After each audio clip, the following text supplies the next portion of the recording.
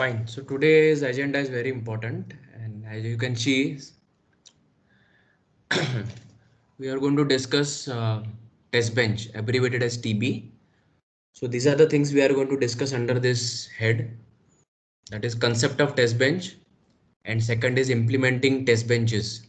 That is both in script, that is manually how to write a test bench, and if you want to write the same test bench or express that test bench in ISE, that also we are going to see. Well, how to implement test benches in Xilinx ISE, students are aware of, at least for those who are able to attend the practicals till now. So you know that what are the things we have to select in the GUI of ISE. So not much to tell about that, but more important is the concept of test bench. So I have made some slides for test bench. So I'll be using the slides of PowerPoint to explain the concept of test bench. And then when we come to scripting a test bench, then I will be using Microsoft Word, not OneNote, basically because whatever I type as a part of test bench model in Microsoft Word, we can just copy paste it in the tool. Okay, so what I will do first thing, I will show you the VHDL model for 4-bit counter, which we did before some days. So here if you see that this is my VHDL model. So I go to the tools design window and take the tool to implementation mode. And here in the implementation mode, as you know, only VHDL model is visible. So when I double click, I have library statements, RSTPR mode CLKQ, entity declaration, and we have the dummy signal QTemp, and then we have the logic of 4-bit counter. And we see here that reset and preset are checked before clock. So it makes the system with asynchronous reset preset. Then we check the edge of the clock. When the falling edge comes, then we check if mode equal to 1, we increment it. If it comes 0, we decrement it. So this is the main VHDL model of 4-bit counter. And to simulate this, I go to simulation mode, and here as you see, I've already written a test bench here. So what I will do, I will teach you how to remove the test bench from ISE and then from the project also. So see, what I do is that I want to remove this because we are going to manually script the test bench, and we are going to copy paste that script here, and we want to check if our syntax is correct or whether it is be able to generate the simulation waveforms. So I go to the design window, keep the tool in simulation mode, and I right click the test bench model and I say remove. So one may think that by removing the test bench model from the project, is it removed? Actually, it is not removed, only the pointer is removed. So this VHDL model is in the path C:Xilinx HST CNTR4. So I go here, and here if you see C:*Xilinx HST CNTR4, and here if you see, then when I click type, then I have two particular files here which are given the type hard disk image file. So CNTR4.vhd, if I right click and say open with notepad, I'm able to see that this is my main VHDL model.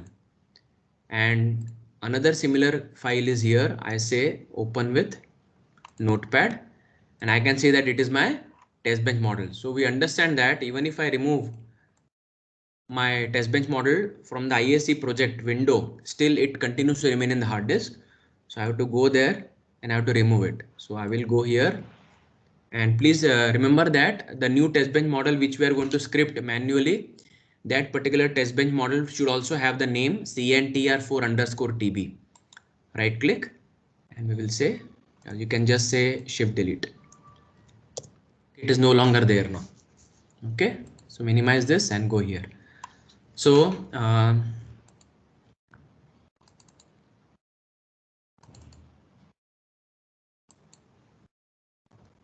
you able to see the show? PowerPoint show is visible? Yes, sir. Okay, fine. So please carefully see this block diagram which is going to follow, and see what are the different blocks, and we have to appreciate these blocks. We have to follow. If you understand the block diagram of simulation, then you will understand how to write a test bench. Okay, So these are some of the purposes for which the concept of test bench exists. So testing the functionality of PDS, that is, test bench is written for testing the functionality of PDS. So we see here that test bench is the second VHDL model which you write in your ISC project, and the purpose of test bench model is to simulate. Now, what is the need of simulation? So simulation is basically done to test the functionality of PDS, that is proposed digital system. So for example, if you want to do the FPGA prototyping of a 2-input AND gate, I repeat, if you want to do the FPGA prototyping of 2-input AND gate, that is, I want to convert the FPGA into a 2-input AND gate, that is a system which will actually accept two binary inputs in the form of zeros and ones, and that FPGA should do the logical ANDing between the inputs and give me the output. That is called as FPGA prototyping. So converting an FPGA into proposed digital system with predefined functionality is called as FPGA prototyping. So I want to do FPGA prototyping of 2-input AND gate. So what I do is that I go to ISC and I create a new project, and there I give the name of that particular entity as AND_gate. Okay. Now I go to the architecture body, and in the architecture body, I happen to write y is assigned A odd with B. Okay. You realize what I did? The name of the entity given was AND_gate. But when I come to the architecture body, then I write a statement y is assigned A odd with B semicolon. Now when I do synthesis, will it generate an error? It will not generate an error because this syntax y space less than equal to space A space OR space B semicolon does not have any syntax error, because OR is a predefined functionality in the language. So when I synthesize the VHDL model, which is named as AND_gate and whose entity declaration contains y is assigned A or B, will not generate any error. You will get a white tick mark against a fluorescent green background. So you are very happy, and after synthesizing your VHDL model correctly, you follow certain steps and you download that particular VHDL model into an FPGA. And now the FPGA is programmed, and then when you give the inputs A and B through predefined DIP switches on the FPGA kit, that time you realize that for the input combinations 0001 1011, at the output you are getting 0 1 1 and 1. So you are shocked that, oh, I wanted FPGA to act as an AND gate, but how is it that for the 4 input combinations I am getting the outputs 0 1 1 1? So you realize that actually instead of an AND gate, OR gate has been realized. You know why this has happened? Because in the architecture body, we have defined the relationship between output Y and the inputs A and B as A or B. This is what happens if we skip the step called as simulation.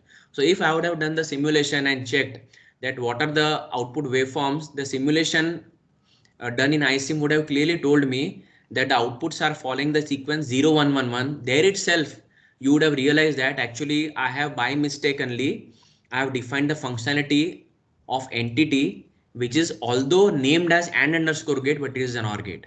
This is how we know that how simulation is very, very important.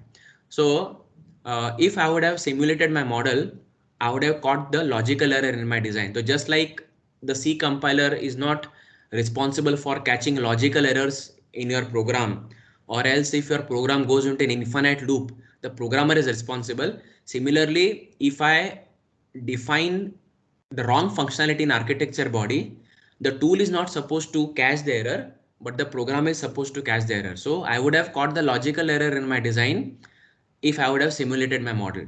So simulation is done by writing a test bench, abbreviated as TB for PDS. So simulation is done by writing a test bench for proposed digital system. Test bench is the second VHDL program or model in the FPGA design flow. The test bench has two characteristics which are not typical to your main VHDL model. So first thing is that test bench uses a blank entity. On the other hand, we see that the main VHDL model has the entity declaration populated with all signals, that is all input signals and all output signals. The second characteristic which is seen in the test bench model is that it compulsorily uses a structural modeling style. Now, in case of a main VHDL model, we have 4 options as to how we can express the behavior of the system. That is technically called as modeling style. So we know that I can express the behavior or functionality of my proposed digital system in at least 4 ways. First is data flow modeling style. In that also I have 2 options. I can use when else or with select construct. The second option available is behavioral modeling style. In that again I have 2 options, that I have to compulsorily use the process end process clause, but within that process end process clause I can use the case end case construct, or I can also use if then else end if of, or if then else if end if construct. The third option I have is to structural modeling style, and the fourth option I have got is mixed modeling style. But in case of a test bench model, compulsorily, because of the concept of test bench and how it works, compulsorily we have to use the structural modeling style for writing a test bench. Third important difference is that the test bench uses multiple processes without sensitivity list. Now, in the main VHDL model, there can be a single process or there can be multiple processes also. Still now we have not touched upon writing VHDL models for systems which have multiple processes written within them. We are still concentrating only on perfecting the art of writing architecture bodies with a single process. So in the main VHDL model, we know that the architecture body can contain only one process, that is minimum, and can contain more if required. But in test bench program, as many number of inputs, those many number of processes ideally. So for example, in our counter system, of if our entity declaration has the inputs RST, comma preset, comma clock, and comma mode, then in case of main VHDL model return, I can mention or I can express the dependency of the output on all 4 inputs in a single process. But in case of a test bench model, although it is although it is nothing but another VHDL model or program, I need to write 4 different processes for 4 inputs. Okay, so thus we saw that there are some typical differences between main VHDL model and test bench VHDL model. First is that test bench has blank entity, which is not the case in main model. Test bench must compulsorily use structural modeling style, which is not a compulsion for main VHDL model. Third thing is that I can have just a single process in a main VHDL model, but in test bench model, if I have n number of inputs, I am expected to write down n number of processes for defining them.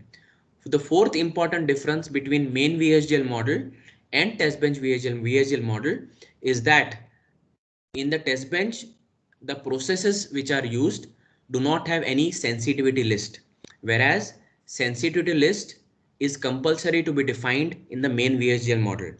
If we do not write the sensitivity list after the process keyword in the parenthesis, it will immediately give an error that the signals are missing in sensitivity list. In case out of 4 inputs, if I only write 3 inputs in the sensitivity list, then immediately the tool after synthesis gives an error that 1 or more signals are missing in the sensitivity list. So these were 4 important differences between main VHDL model and test bench VHDL model. Now the sub tool which is built inside the Xilinx integrated software environment or ISE is called as iSIM. So iSIM is the tool which will simulate our test bench model and it will run our test bench. So please note that the iSIM tool will generate the waveforms, observing which we can check if our functionality is same as that what we expressed in truth table or function table or state diagram or Boolean expression. But this iSIM will generate waveforms by taking reference from 2 different inputs. The first input which goes to the iSIM tool is the main VHDL model, from where it picks up the logic of your system or behavior of the system. The second input So the ISIM tool is the test bench VHDL model from which it picks up the timing specifications or timing diagrams of all the input systems. So depending upon what logic you have written between output signals and input signals, and what in timing specifications you have defined for the input signals, by combining these two, ISIM is going to generate a waveform for us. That means if in the waveforms we see that the functionality is not exactly matching, or it is only partially matching with our truth table, we can go and troubleshoot two places. We have to check if our logic in main VHDL model is correct or not, or else if the timing specifications for input signals which we have mentioned in the test bench VHDL model is correct or not. So thus waveforms show the functional correctness of model, and you will appreciate it better during practical session. Some of you, those who have attended, have already seen ISIM tool in action. Now we go to the main topic, that is concept of test bench. We see here there are about 5 blocks written here. So we have stimulus driver, device under test, output comparison, known correct results, and FPGA prototyping. Okay, so we see here that this middle block, that is DUT or device under test, is nothing but the proposed digital system whose functionality is to be verified. So the element or the entity whose functional correctness is to be tested is technically known in the world of simulation as DUT, that is device under test, or also known as UUT, that is unit under test. Sometimes it is also called as SUT. So device under test, unit under test, or system under test are the different synonyms used for representing that person whose functional correctness is to be verified. And this DUT is nothing but our main VHDL model. So in terms of Xilinx IIC tool, this DUT is nothing but our main VHDL model, which we also call as proposed digital system. Now, you know that every proposed digital system, which is digital in nature compulsorily, has outputs which follow a certain nature. So after we draw the block diagram for our PDS, based on that, we write the entity declaration. And after making the block diagram, we make what is called as a truth table or a function table, right? So in the truth table, we know that the truth table is a combination of multiple columns, and some of those columns represent the input signals, and the remaining columns, they represent the output signals. I repeat that in a truth table has multiple columns, and some of those columns represent the input combinations, and the remaining columns represent the outputs. So basically truth table contains all possible input combinations. So if our PDS has 3 inputs, then in the truth table we have all possible 3-bit combinations from 3 zeros to 3 ones.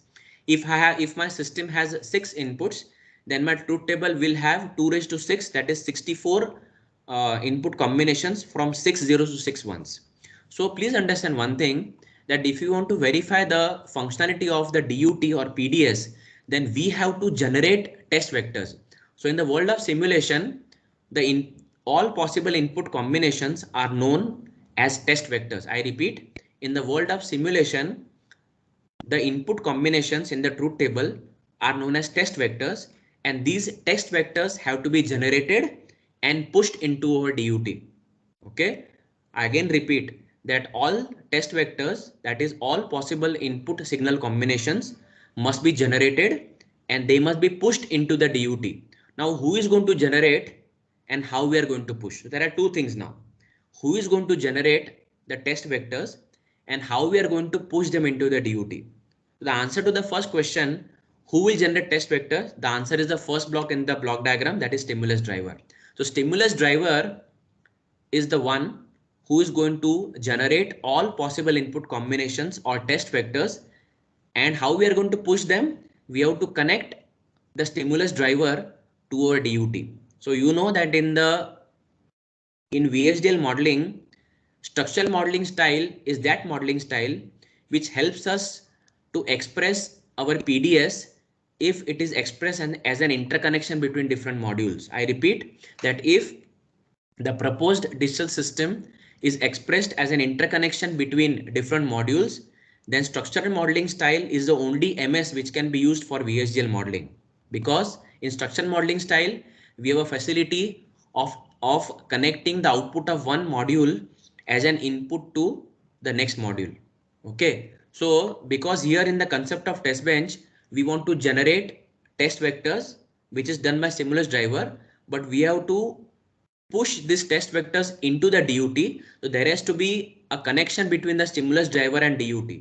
Please understand here that DUT is actually the future hardware, but stimulus driver is actually a virtual entity which does not have any physical existence.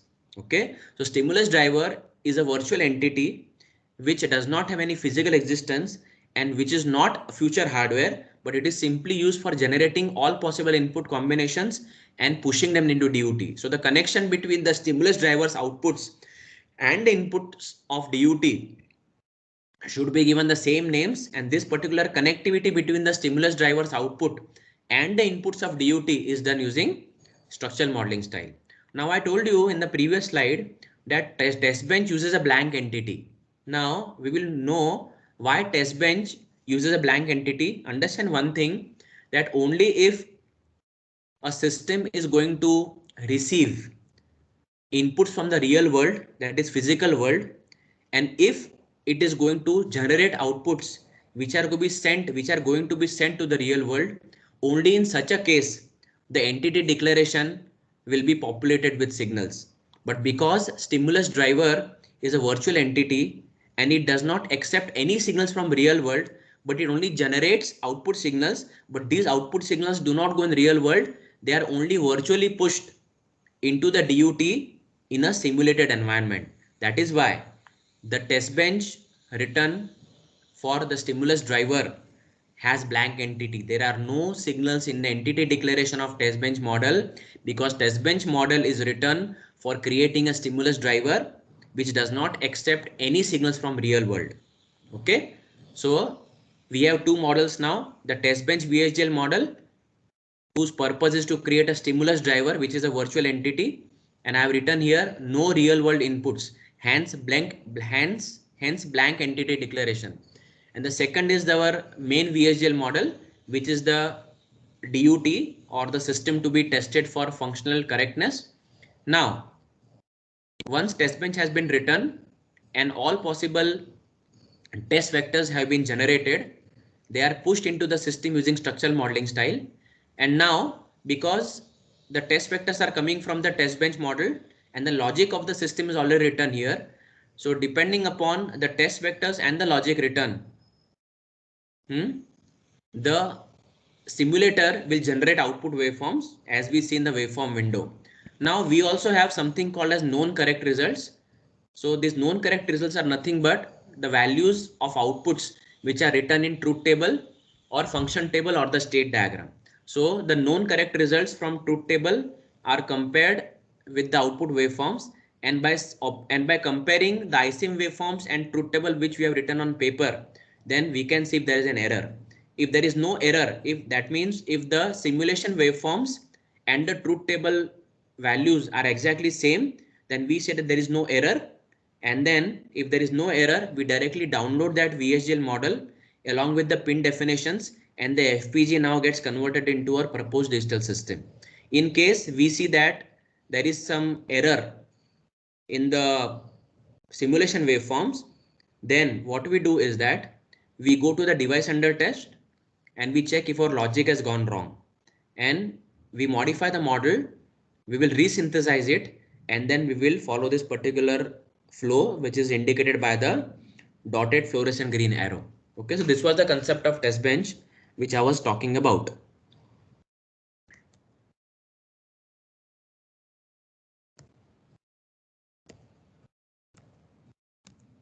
Yeah.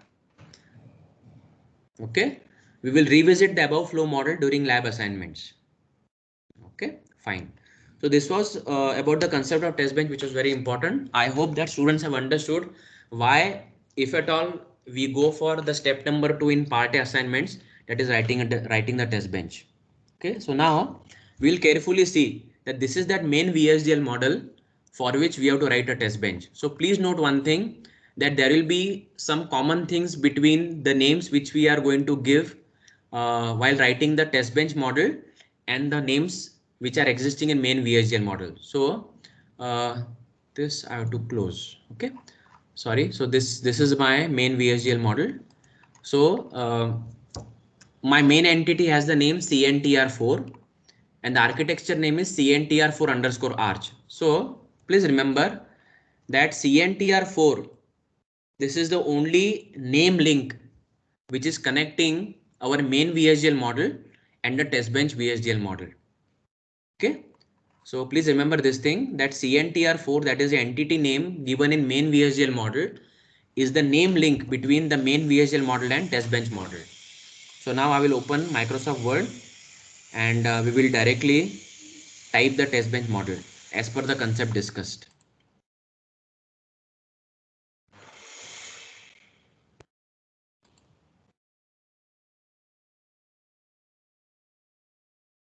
Okay. So as we know that when we create a test bench using Xilinx ISE, we always give a name of test bench as entity name underscore TB. So where entity's name is CNTR4. So I'm going to intentionally give the name CNTR4 underscore TB. So even the name of my Word file into which I'm going to type my test bench program or model will be CNTR4 underscore TB. Okay. Fine. So are you able to see the Microsoft Word document? Yes, sir. Okay. So because our test bench model is nothing but another VHDL model, that is why the first thing which should come here is the library statements. Okay. So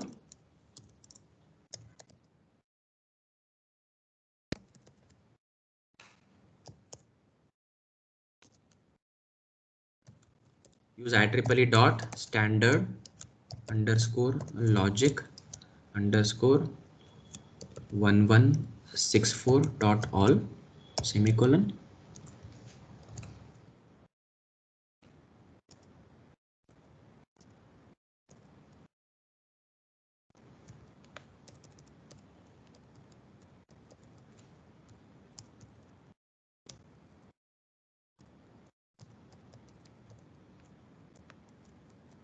So even if we make some typing errors here, they will be reflected when I paste this particular script in my ISE tool. So with different colors, we can find out if there is an error or not. Okay.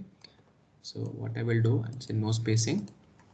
And I go here, and then as I told you that now I have to write entity declaration, but it has to be blank. So how do you write a blank entity? You write blank entity as entity space entity name is and entity name semicolon. So as I told you that in ISE also we give the test bench name as entity name underscore TB. So I will write down entity CNTR4 underscore TB is, and then I will just say end entity name.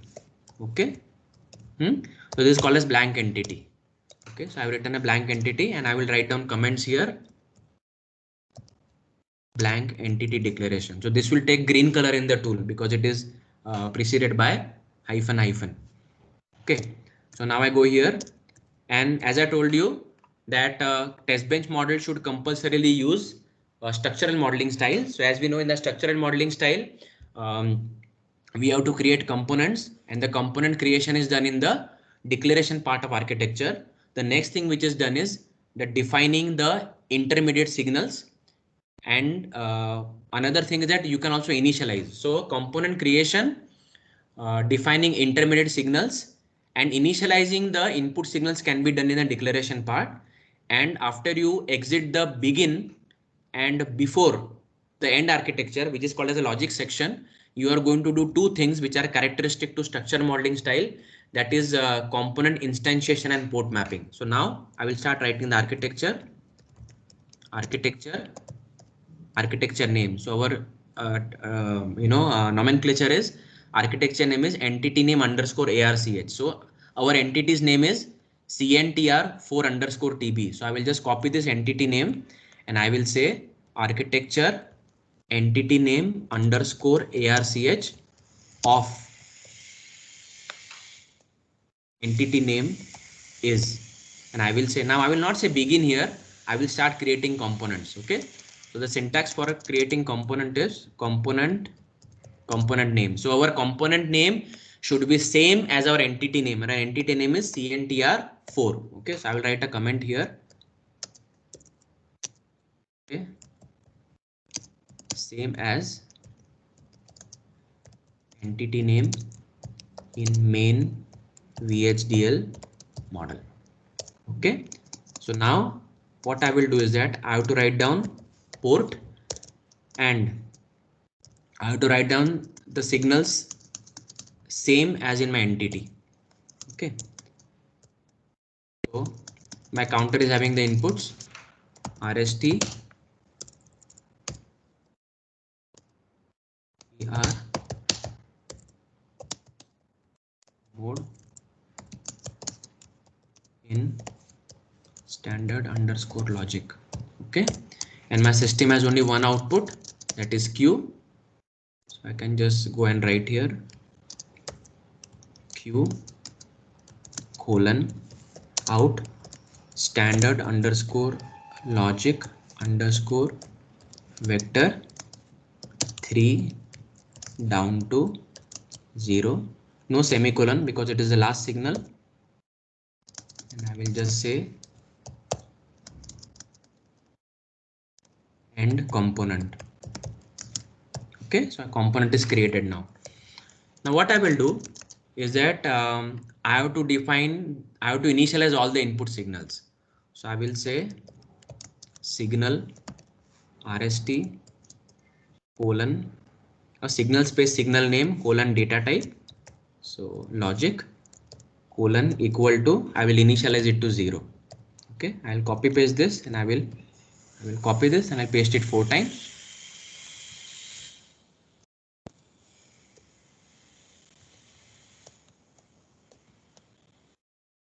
And I will change the names to PR, CLK and more. Okay, so the second thing which we have to do in the declaration part of architecture in the test bench model is that you have to initialize all the input signals to zeros. Okay, now we come here, and because our system has a clock, so I have to define time period for the clock. I will say constant space, I can say clock underscore period.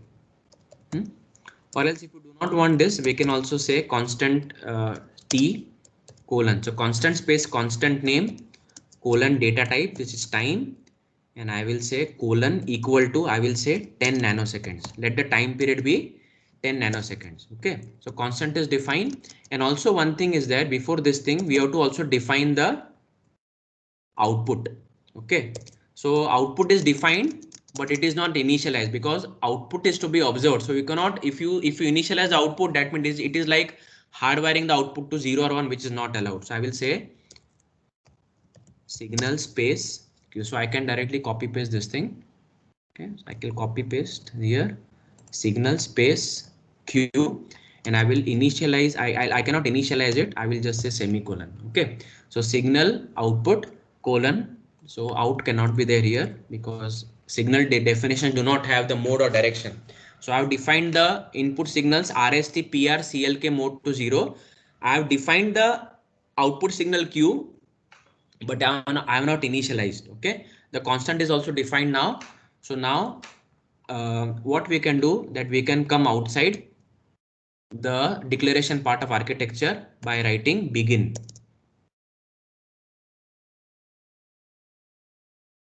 I will say begin. Okay, come down, and here I'm going to do two things. I'm going to do component instantiation and port mapping, right? So now in our PPT we saw that this particular driver, stimulus driver is there. So I'm going to instantiate the component and give it the name counter driver. Okay, so I will say, so what is the syntax for component instantiation and port mapping? It is instance name space colon space component name space port space map, and in the parenthesis you are going to do mapping of the signal. So I will say let the name of the instance be counter driver. So CNTR underscore driver. So this is user defined. So it must follow the rules that it cannot be same as predefined keyword. It cannot start with numeral, and it cannot have any special character other than underscore. So CNTR underscore driver is the instance name of the stimulus driver. So I'll say instance name colon. Now what we have to write here is that I have to write down here. I have to write down CNTR4. Okay, CNTR4, that is our entity name, space port space map, and I will say, now what I have to do is very simple. I'll again flash it. So here you can visualize that now my DUT is my counter. So my DUT is having the input signals RST, PR, CLK and mode. That is why the output of stimulus driver should also be same 4 in number with the names RST, comma PR, comma CLK, comma mode. Okay, so I repeat that my device under test is a 4-bit up down counter, and in my entity declaration I have defined 4 input signals RST, PR, CLK and mode. That is why in order to generate all possible combinations for these 4 inputs, my stimulus driver's output should also be defined as RST, PR, CLK and mode, and using the keywords port space map I am going to connect the output of the stimulus driver to the inputs. Okay, so I go like this. Okay, so I will say RST is connected to RST. Just see how I'm writing. PR output is connected to PR input of DUT. Similarly, CLK is connected to CLK.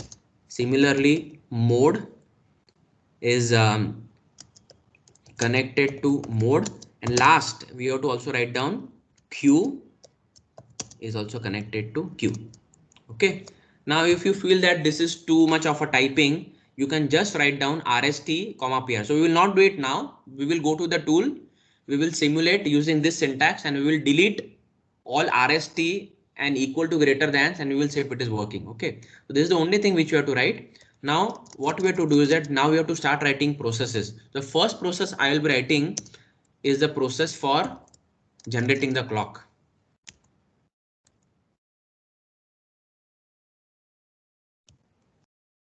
Okay, so I will write it like this. I will say process underscore CLK process label, and I will say PROCESS. And as I told you that you are not supposed to do parenthesis because there is no sensitivity list here. So I will write down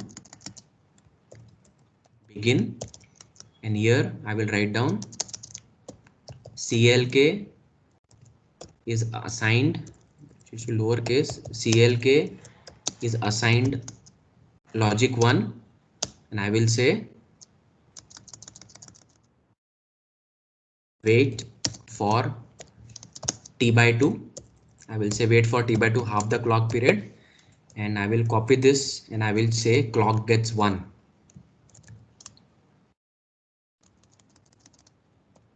Okay, so I will say clock gets 0, wait for T by 2, and my clock generation is over, and I will just say here end process. Okay, what I will do, I will copy this and I will write 3 more processes. I will say Control V,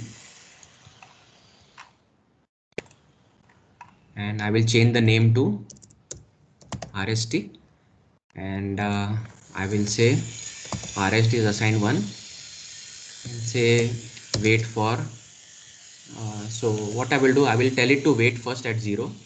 So I will say wait for 5 clock cycles. So I will say wait for 50 nanoseconds.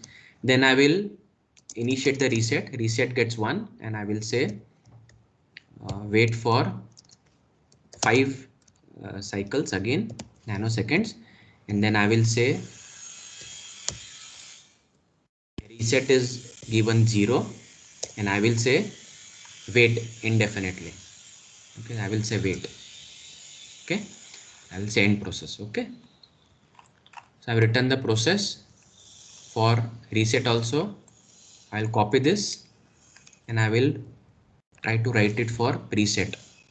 Okay, the name, the process label is now changed to PR process underscore PR, and here it is already initialized to 0. So I will say I will initialize the preset to 1 because my preset is active low. So if I initialize to 0 initially, only the counter will not be able to move because already preset has been applied. So I will say wait for 50 nanoseconds. Then I will say not wait for 50. I will say wait for मेरी aunty ये छील लो ना 100 nanoseconds.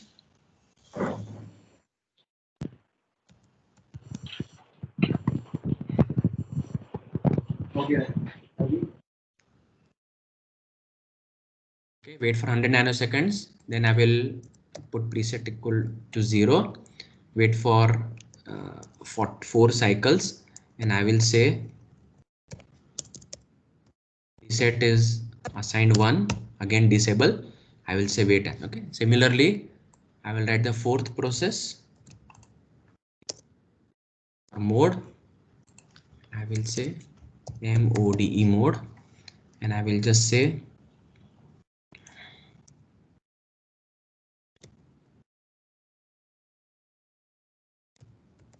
mode is assigned 1.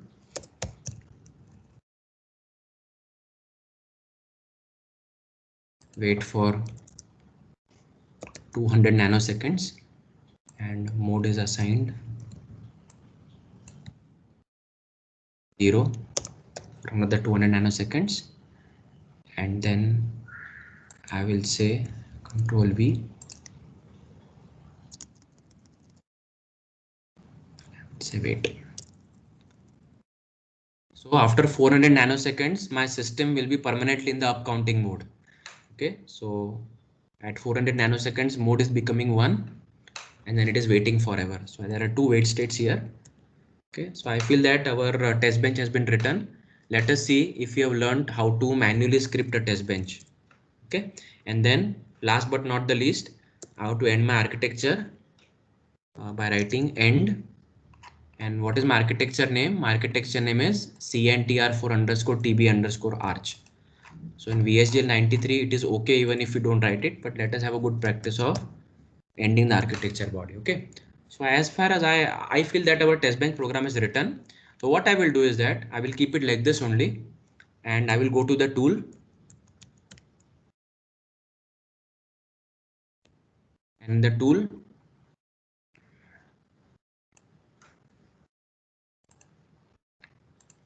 are able to see the tool now? Yes, sir.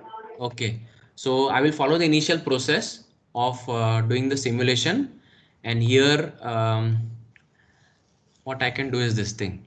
Okay, as I told you that we can also add certain sources here. So one way of creating a test bench is to take the tool into the simulation mode, going to the target line and doing right click, selecting new source and VHDL test bench and giving a name.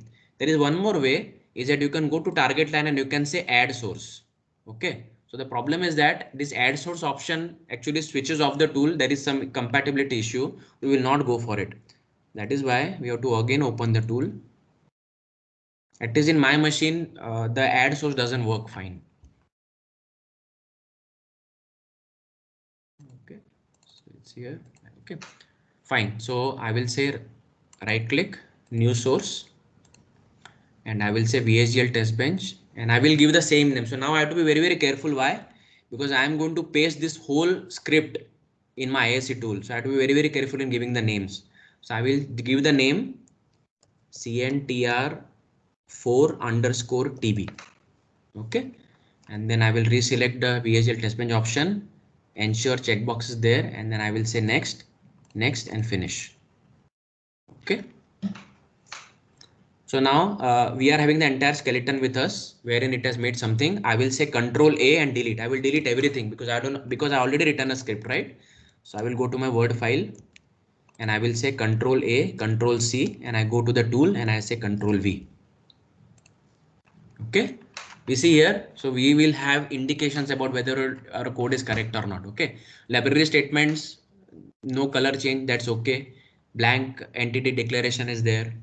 Then we have component creation also, but there is some layouting issue, no issues. So there are some layout problems, so always sort them later. Okay, then we have initialized our input signals and our output is also defined. We have defined clock period as T, and we have done component instantiation here, and then we have done the port mapping also. Then we have started writing all the processes for clock and seems to be fine. So let us see if it is okay. So I will say doc here, and it's here, and right click, sorry.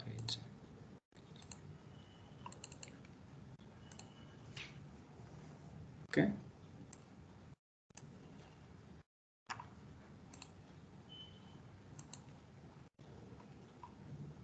So there is no syntax error here. It is telling no syntax error. I can rerun if you want. Done. Let us see now what we get in the test bench.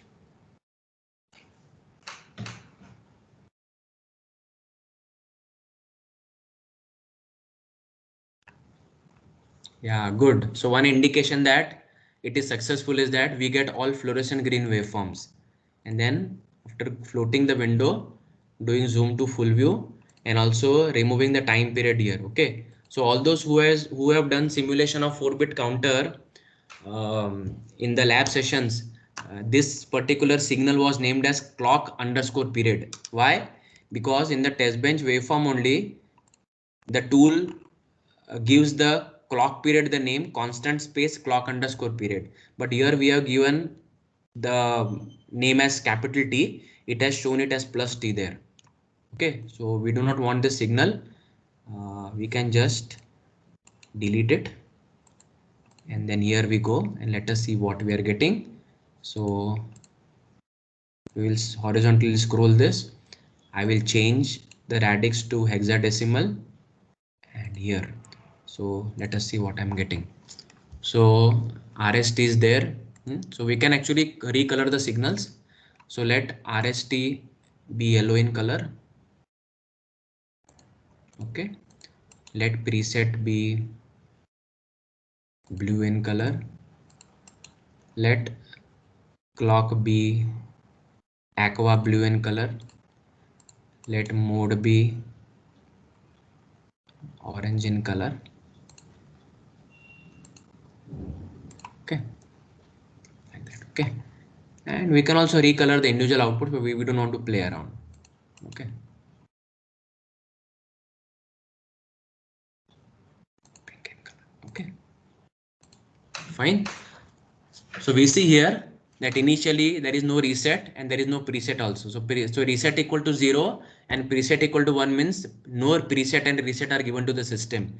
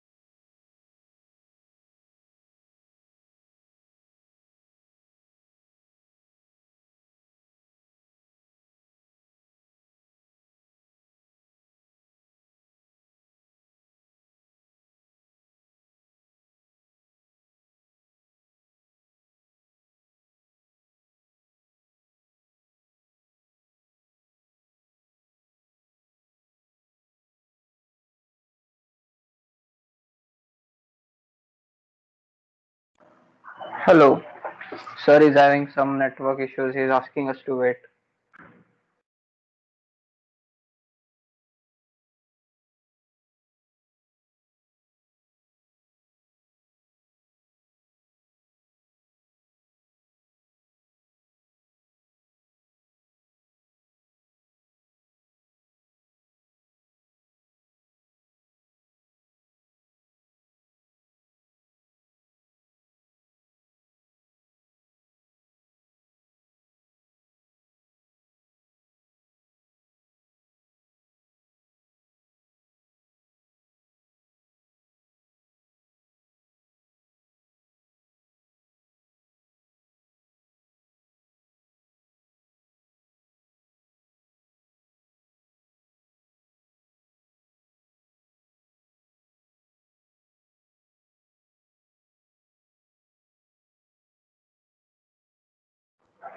Sir is asking don't leave as he loses the track of attendance.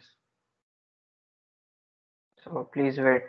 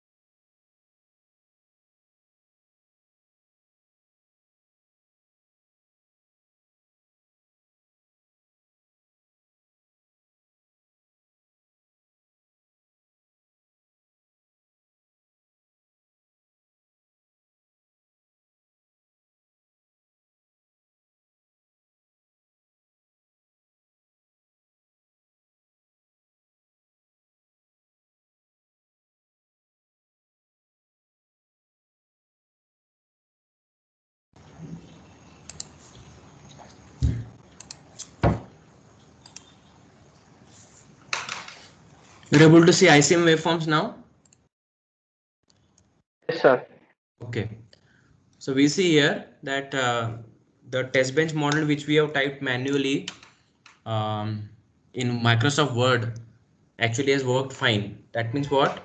We should practice writing the test bench model on paper, because in the exam usually the questions are asked that write the VHDL model for a 4-bit up counter, also write a suitable test bench for functional verification.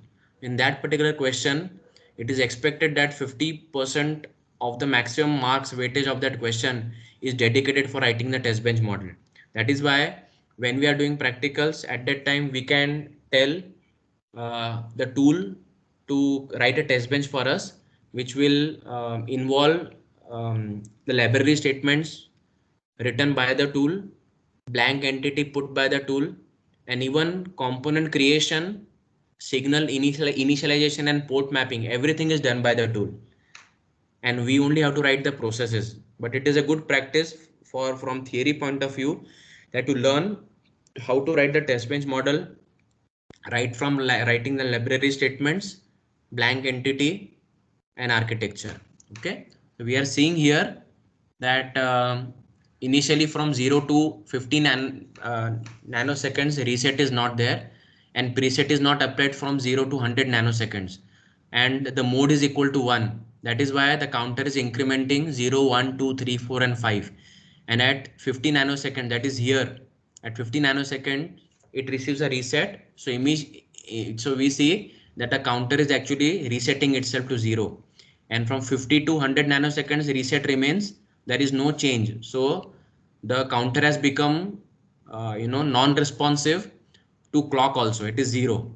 So at 100 nanoseconds, reset is removed, and immediately the preset is getting applied. So as soon as the preset is getting applied, the counter is becoming 1111, and it continues from 100 to 140 nanoseconds, after which, so you see here at 140 nanoseconds the preset is removed and there is no reset, right? But because our counter is a negative edge triggered clock, that is why the counter is not changing state from 1111 to 0000 till it receives the next falling edge. Okay, so as soon as falling edge is removed, the counter is actually becoming 0. It is incrementing basically, and we see here that at 200 nanoseconds the mode is becoming 0, so counter is going into the down counting mode, and you see here that at 200 nanoseconds the mode is becoming 0, but at that time the rising edge of the clock is there. So because our counter is sensitive to falling edge, That is why although at 200 nanoseconds mode becomes 0, it will wait for half the clock cycle, and as soon as the falling edge arrives, because mode is equal to 0, the counter is decremented itself from 5 to 4, and it goes on like this. Okay, so this is how actually you write manually test benches. Okay, so one more thing I want to tell you is that we have spent some time in actually recoloring the signals. So if you want that this particular color changes should be saved, what I do is that I will always say save, and it will tell me, ask me the name. So it actually gets saved here. So I can say CNTR4 underscore OP. Say for example, I'll save it here. Okay, fine. So now how to reopen this thing? So iSIM can be closed here. We'll say yes. I can go to my this thing, and we have to find date modified, and we see here. Yeah, this waveform can be there. Okay, what we can do is that we can open iSIM here, and we can say simulate behavioral model. Yeah, so I can close this, and I can say file open, and I can give the path. Okay, like this, and we see that whatever color configurations we had made have got saved. Okay, so I can say like this.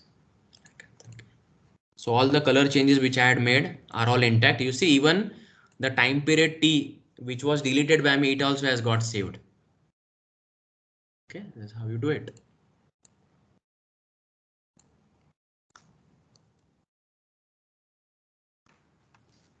Okay, so we can summarize it like this.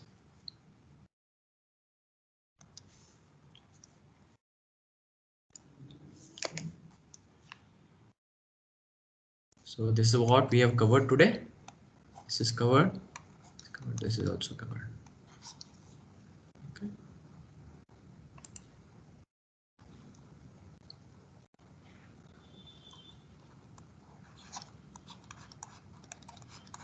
Steps for